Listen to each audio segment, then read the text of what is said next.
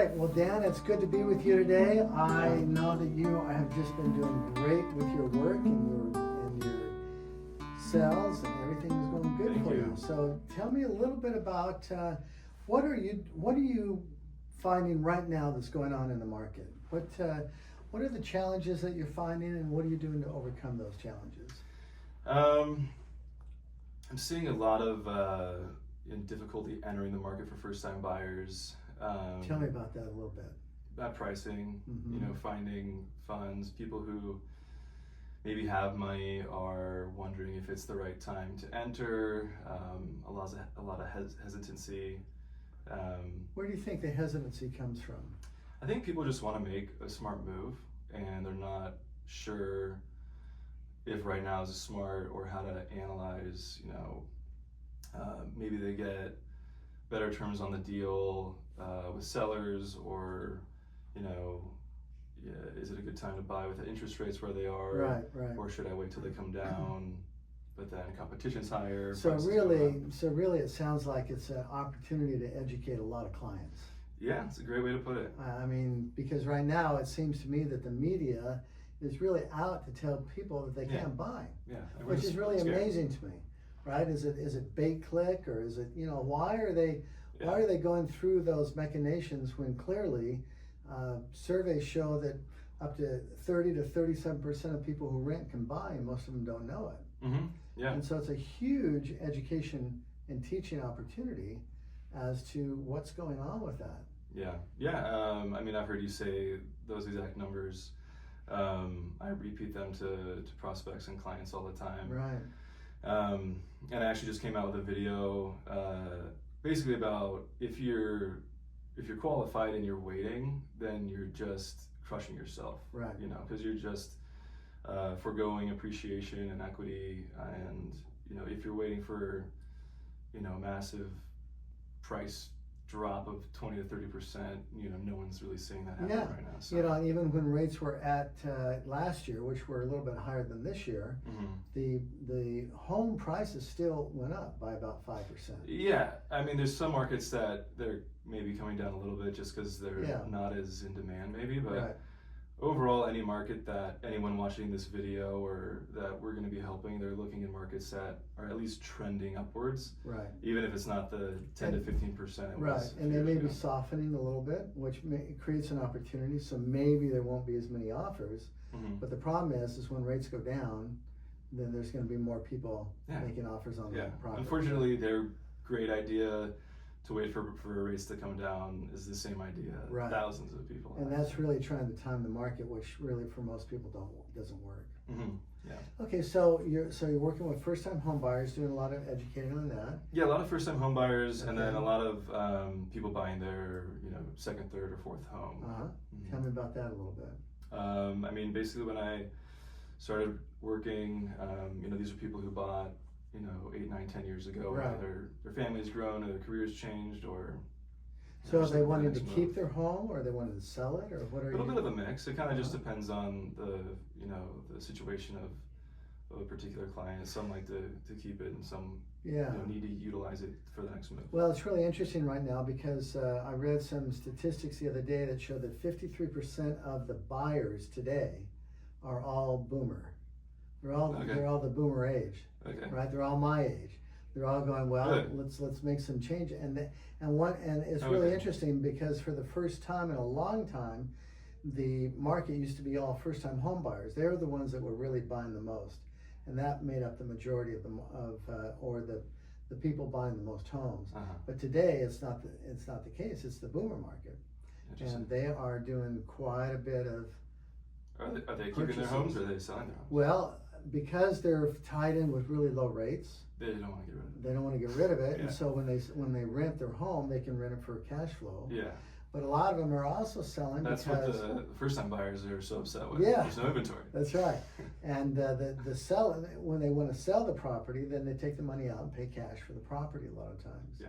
So there are phenomenal opportunities when it comes to the different market segments of what's going on right now. Yeah, there's a period, and I still do it occasionally, where I target non-owner occupied right. listings. Yeah. Basically just trying to find someone who's maybe has held onto a property for several years, or maybe it's just one of 5 that they have. Yeah. And since they're not living there, they live somewhere else, maybe they're willing to offload it or something like that, because the rate doesn't really impact them as much. Right. A good little, iron to have on the fire. Yeah, and I've always find out when people call me, they say, well, how's it going? Or, how's the market doing? Or whatever it might be. And a lot of times they ask that because they really are expecting you to say, things are going really horrible. It's really brutal. Yeah, stay out, get in. Yeah. But it's not brutal, it's great. And so that's why, instead of telling people, oh yeah, we're doing good, we're very busy, it's better to be able to say, well, I'm glad you asked that, because what we're doing right now is educating a lot of clients as to why this is the time to buy. And we're having quite a bit of success helping people understand why waiting is going to be against their best interest. Yeah. Unless you've tried to get pre-approved and you can't just yet. Right. And you have a game plan to get there. But if you're already qualified, and unless you just love renting, I guess, but. Right, and that is really the problem that I have, is because when you're renting, you're buying it for somebody else. Yeah.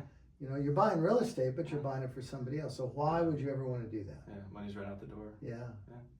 All right, so tell me a little bit about you, and what was it that you did before real estate, and why are you in real estate now? And I ask that question because people don't just graduate from college or graduate from high school and say, I'm going to be a real estate professional. Yeah. Even though it's one of the noblest things that you can do because of the way that you're helping families. It's amazing. I have grown to really, really love it. So what did you do before that, and how did you transition? So before that, I was in college. Right. And I was interning at real estate companies. Ah, okay. And I graduated college and went right into real estate. Wow. But before that, I was just playing baseball, and I was convinced I was going to be professional one day. Okay, all right. But yeah, I had a lot of great internship opportunities in college. And tell me a little bit about those. I worked at a company called Daily on Realty up in Palo Alto, who is always competing, but at the time they were the #1 firm in the country for sales volume. Okay. I think it was like 2013, 2014. Then I worked at a couple of other offices over there. And then when I was graduating, I had a choice of either staying up in the Palo Alto area or moving down here. And I just kind of missed, my family, my friends, everything I know is down here. So by the time I graduated, I was just kind of ready to come back and kind of start work down here. And very cool. It was tough and it was slow and chiseled away. Yeah, and who did you start with? I started at Sotheby's on Sunset. I was there for like 5 or 6 years. And then I went to... What did you learn at Sotheby's? Sotheby's, I learned everything pertaining to getting off the ground. Okay. I was like taxiing, I was an airplane at an airport rolling around, and then finally got a couple of deals. I was doing a lot of Zillow advertising at the time. As an agent, new or old or experienced, there's a million different ways you can invest your money. Yeah. And maybe it was just because I got out of college or whatever, but I was very interested in, tracking and measuring and knowing exactly, how far is my dollar going, how many leads am I getting. So would you say that Sotheby's was a good start for you? For sure, yeah. Good training? Had some good mentorship. My manager was really good there. Pulled for me when I, wanted to, do something new or get into some new marketing or something like that. Right. Yeah. Okay, cool. Okay, so then from Sotheby's you went to the agency, Beverly Hills. Agency, and what did you learn at the agency? That's a great firm too. Yeah, I joined a team there. It was my first time joining a team. I had always, teams are everywhere, but I'd always flown solo, which, I'm still solo right now. Yeah. I'm actually starting my own team, which I'm really excited about. Oh, that's exciting. Just based on what I've seen other teams do and, what I liked and disliked about it. So basically making it very, very agent-centric in order to make them as much money as possible so they can stay in the business, because I feel like that's the hardest part. But yeah, I was able to get coached and mentored by a really great agent there, and learned a lot of good lessons and market knowledge and things I could take forward into the future to better myself. And who's the agent that you worked with there? Ben Belak. Okay. Yeah. Fantastic.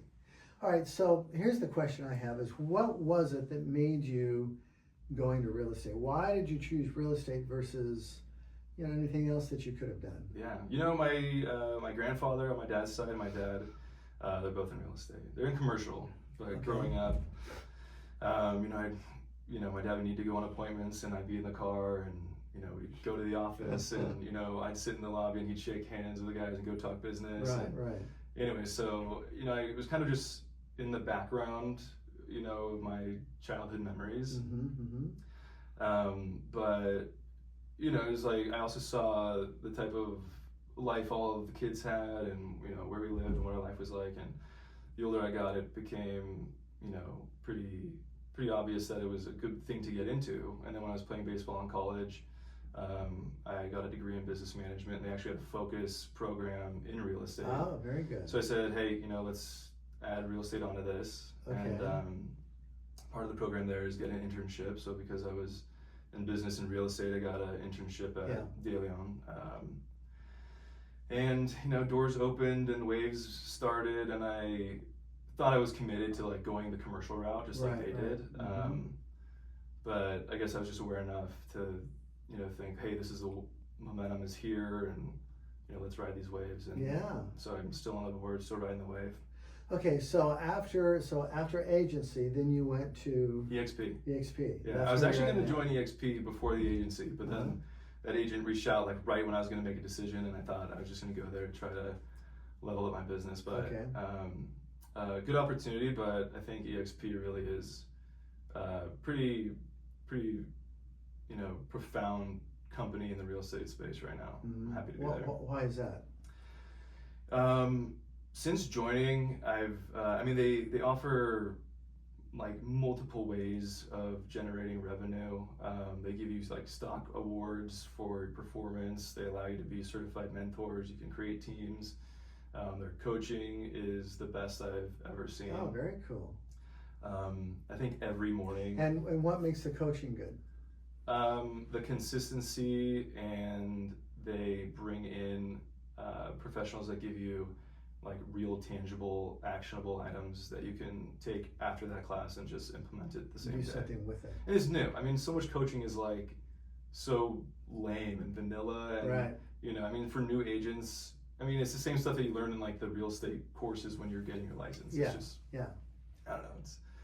Okay. It's stuff you've heard 1,000 times. All right, so let's go back to the main thing. So what I want to get down to is what in the core, what is it about real estate that you love? In other words, I know that you grew up with it. So it's really, and you're amazing that you did that right out of school, which I think is It was fantastic. so hard. I almost wish I did something else just to get some money, because I was poor and broke. But but what looking back, no regrets. Right, but what made you? That's right. And so what I'm really interested in is what made you stay with that, because that's really unusual. It's very unique. I'm so stubborn. I think is I couldn't fail, even though I was failing, but I wasn't going to stop. Yeah, you were going to make sure you knew how to succeed. Yeah. Well, I think I knew how to succeed. Right, but what was it about? You just need time in the trenches and. Okay, but what is it about real estate that really gets you excited?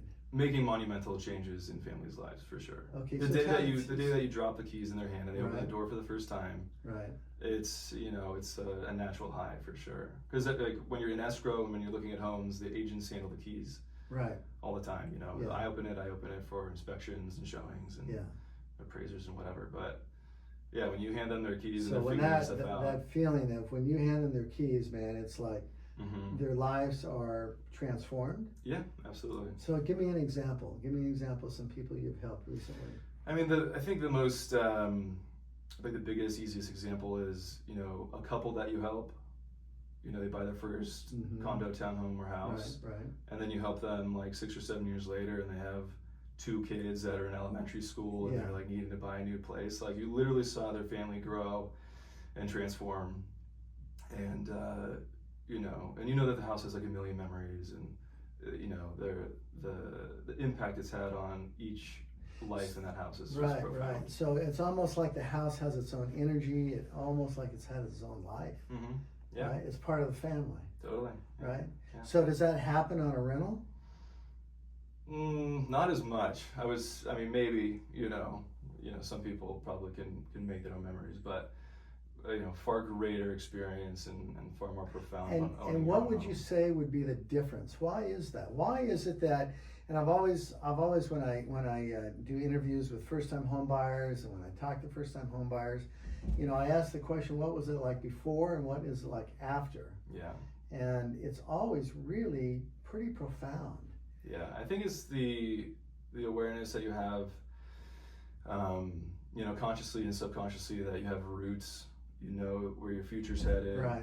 You start thinking differently. You can start planning differently. So why do you think they think differently? Because that's a really big deal, right? I think when you have certain needs that are met and you're going to be somewhere for a while, you can start planning for the future better. You can start planning your family, your saving. That's a great that's a really good concept, because I have found that people who are still renting have this kind of even though they say, oh no, I'm never going to buy, but it's still in the back of their mind. And so I just see them driving down the road thinking about their plans for life. And it seems to me that after they buy a home, they can see more clearly what their life is going to be like. It just answers so many questions that you maybe knew were there, maybe didn't know were there while you were renting. Maybe it's because you're grounded more, right? Yeah, you're just rooted in the community, you get to know your neighbors, Yeah. And I think just really straightforward, when certain things are now alleviated, the energy and focus you're putting into those before, you're now free to put into whatever else. Right. You now have the freedom to focus on different aspects of your future. So what would you say for someone who is looking to buy a first home and they say, well, I don't know if I'm really ready because I don't want to be tied down, or I don't know how long I'm going to live here. Yeah. Or, what do you say to them? I mean, the first thing I would encourage them to do is to just see if they're qualified, because I think maybe some of those thoughts are maybe just like negative self-talk, or they're just trying to talk themselves into like, I'm good where I'm at, Right. But so maybe they're thinking, I can't really afford this. It's maybe a nice way of saying, I'm scared. Yeah, that maybe they don't want to face the reality that they're not quite there yet. But I think, like you mentioned earlier, what was it, 35% of renters can 30 to 37%, Yeah, so if you learn that you actually were qualified to maybe buy your first condo, townhome, or house, wouldn't that maybe spark some excitement in you? Maybe you'd start thinking about things a little differently. And that's right, and that's exactly what happens when I find that people are looking and they go, no, I know that we can't qualify. In fact, the first thing they say when they call me and say, we were looking at a home, we think we really like it, but we know we can't qualify. They always say that. Yeah. And then I always say you probably can afford more than you think. Yeah. And then in 20 minutes they're qualified and they're just blown away. Uh-huh. And I always ask myself, why are they so blown away?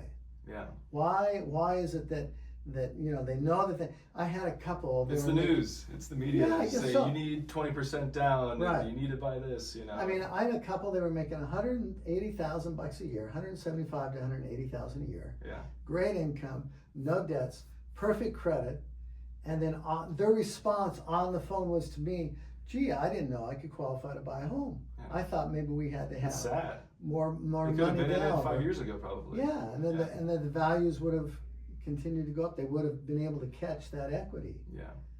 So there's a big opportunity cost that people are losing out on, right? Yeah, big time. Yeah. Interesting. Yeah.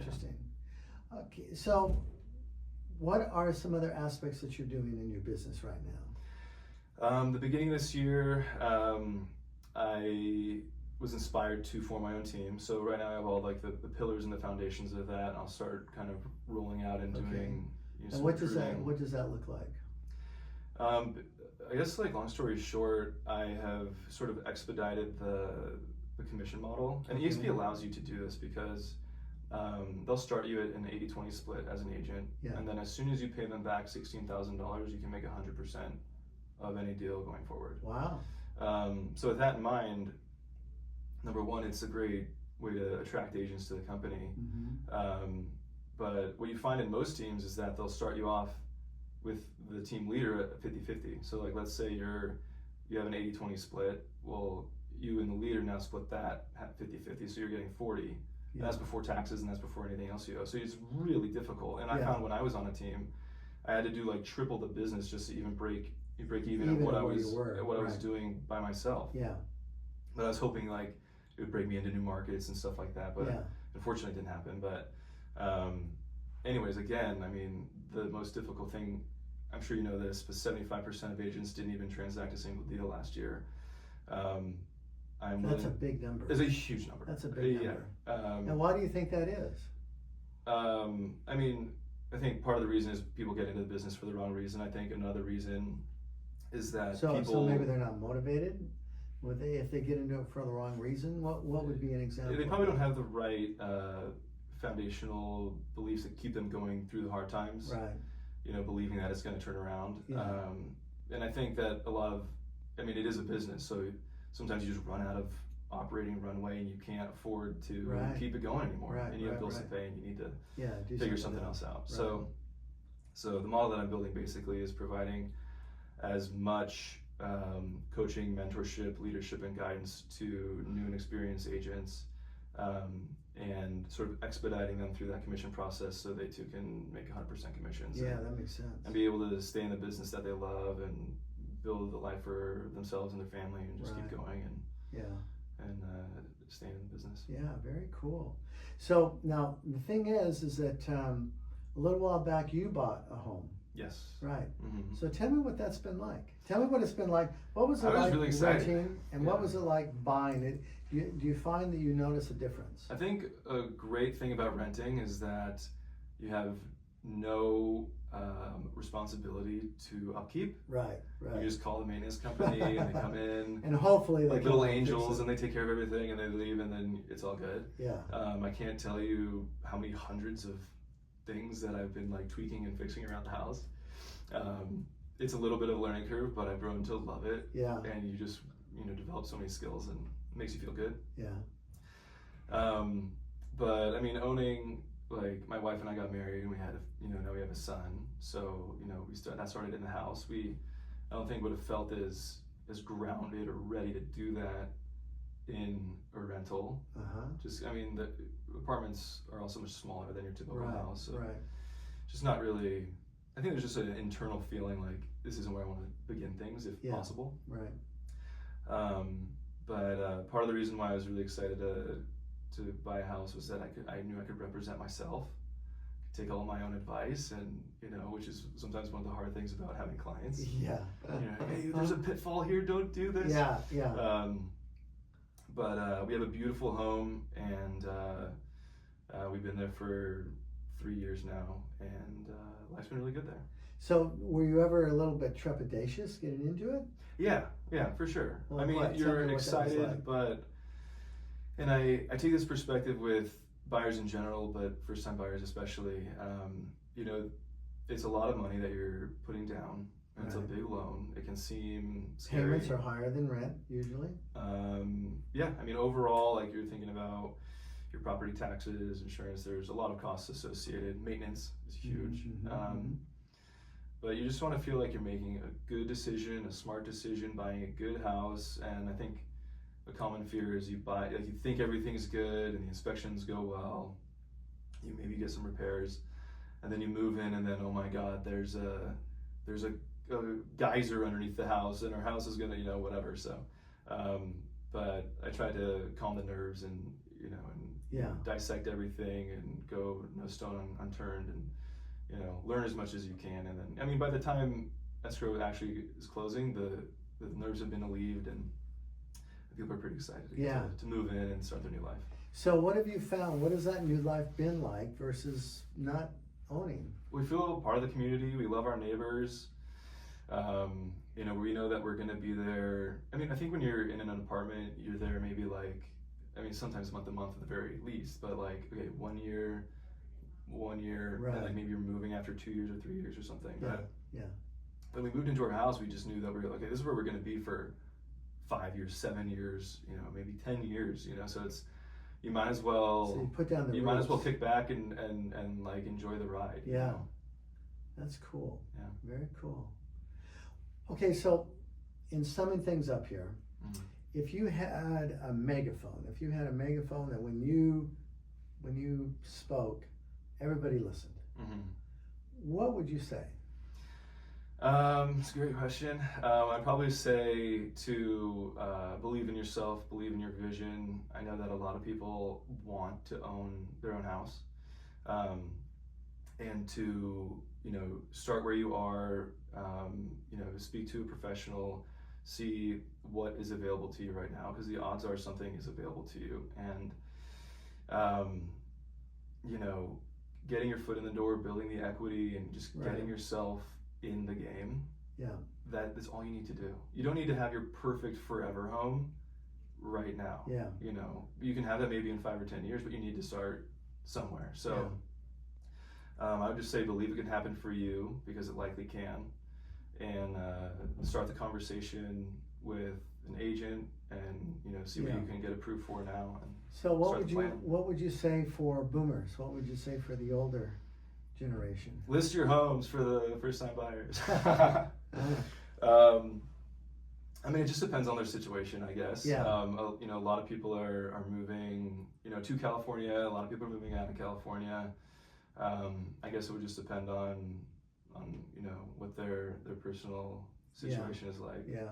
Maybe it makes more sense to sell and move, retire somewhere in your dream home, or maybe it makes more sense to retain that other home and go buy something else. Yeah.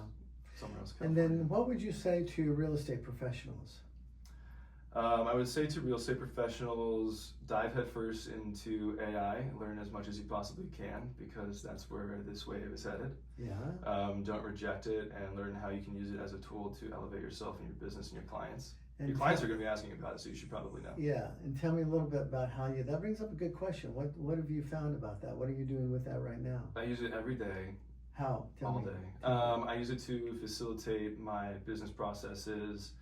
It has expedited things that used to take me a week or two to do. I can do in 30 minutes to an hour and a half. Give me an example. What would that be? Working within my CRM, building out workflows, navigating my database, anything related to social media content. And then it's the type of thing that once you dive into it, and really start learning about it, you can start discovering other ways in your business that you can use it. Make that work. But yeah, it's beginning to just take root into my behind the scenes work and day-to-day process. Wow, that's amazing.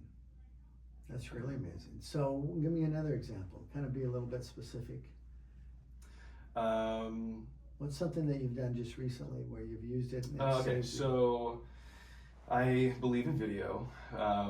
So I was able to use ChatGPT. This is super basic. Anybody can do this. But I asked, and you use prompts for it, right? So you have to get hyper specific with exactly what you're wanting to get out of it. Right.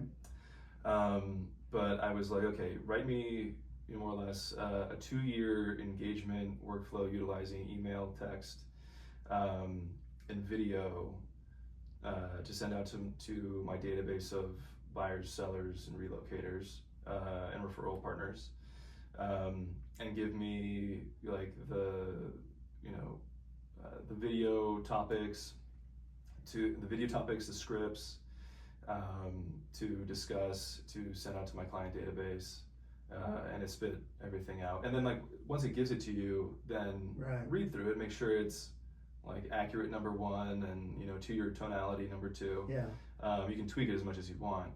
But then, imagine trying to come up with 24 months of video topics, ideas, scripts, and SEO and whatever, Right. You probably couldn't, and you would quit. That would take a long time. Yeah, that's a great point. It's a lot of stuff that would take forever, you'd probably get, oh my gosh, this is taking too long, is it worth it? I'm gonna quit and go do what I was doing before. Yeah. So what it really helps doing is when you have the idea, you can get it to completion and executed within an afternoon or a day or two. Wow. And that idea that you had is now up and running. It's on paper and it's actually. So you're just pumping, man. You're just going for it. It's great. That's great. All right. Well, very good. Well, I'm so glad you came today. It's great. I really appreciate it. Thank you very much. As always. This is John Mallett with Leaving Your Legacy, Stories About Home Ownership, here with Dan Hendrix today, and we are so grateful for the opportunity to be with you. And if you've got questions or we can be of help, please DM me, and we'll do everything we can to answer any questions you've got. Thanks so much for listening.